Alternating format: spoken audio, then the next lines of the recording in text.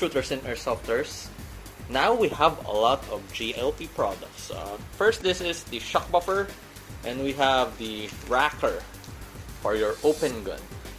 But first, we're gonna focus, or for today's review, we're gonna focus in this Recoil shock buffer for 1911 and Hi-Capa. So let's get started. So this is the JLP shock buffers. So before we start the video, I want to say thank you to Jolau for giving me the opportunity to review his products and for providing these products. So, okay, let's get started. Nice packaging. Anyway, this is the shock buffer. By looking at this is made out of plastic. Very cool.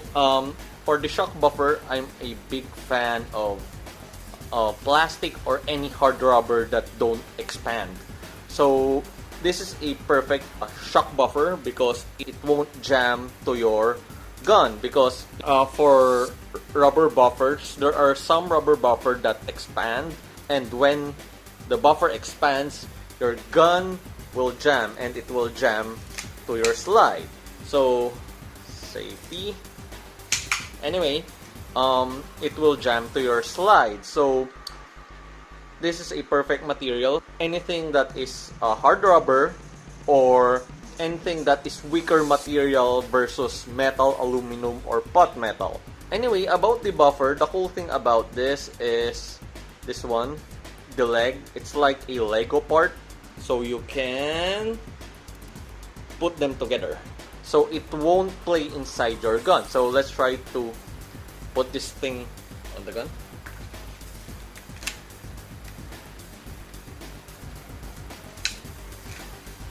Oh, by the way, I'm using AIP rubber and plastic buffers.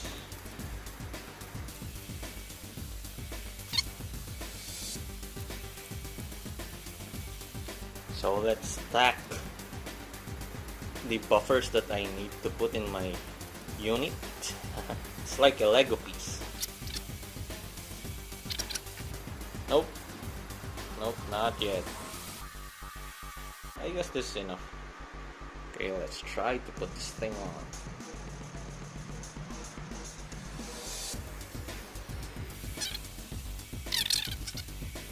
on. Last match, I dropped my gun at the dirt. So this gun is very dirty and rough. So I need to maintenance this stuff.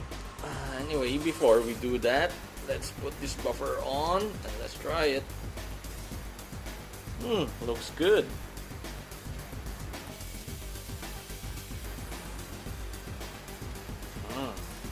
Nice. Let's see if we're gonna have a problem. My gun is very stiff. I need lube. My gun is stiff. It's not because of the buffer. Let me lube the gun first.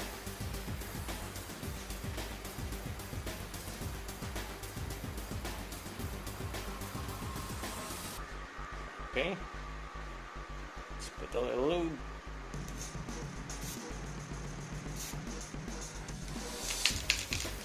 There you go, much better.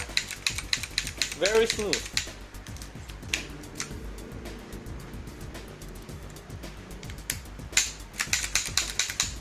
Let's try it. Let's use this monster gas. Might.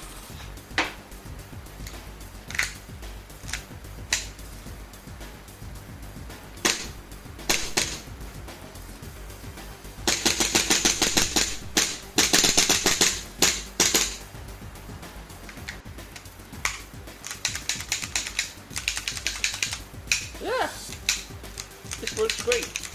Let's try it in a few shots, more few shots.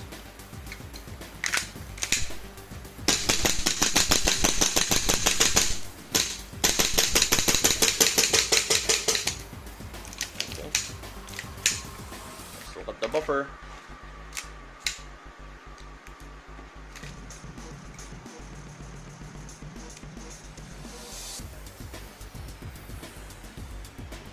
Still looking good. This already the looks of it. Looks like this is one of the machine faults. I don't care about the looks as long as it is working. It's good. Looks cool. Works fine to me. I guess I'm gonna try it. I'm gonna use it for my next match. Let's see what will happen to this one. I'll give you updates after this. Anyway, one last test that we can do with this one. Let's see what will happen if we hit it with rubber mallet. 2, 3.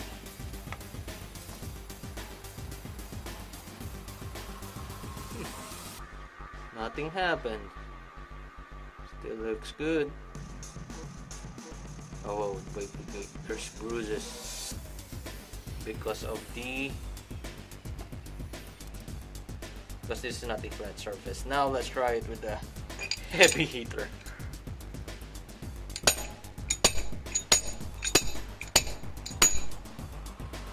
I'm not sure if I'm hitting 2, 3. I hit it.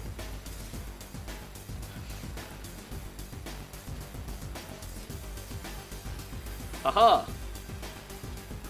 I guess I can still use this. This thing don't expand, so good thing. I can use this in my gun without thinking that this will jam to my gun. For me, buffers should be made out of rubber, hard rubber, or plastic. It should not made out of metal. Because this thing should absorb the shock or the recoil of the gun. So if this is made out of metal or any hard material, it won't absorb the shock. It will give more shock to this part.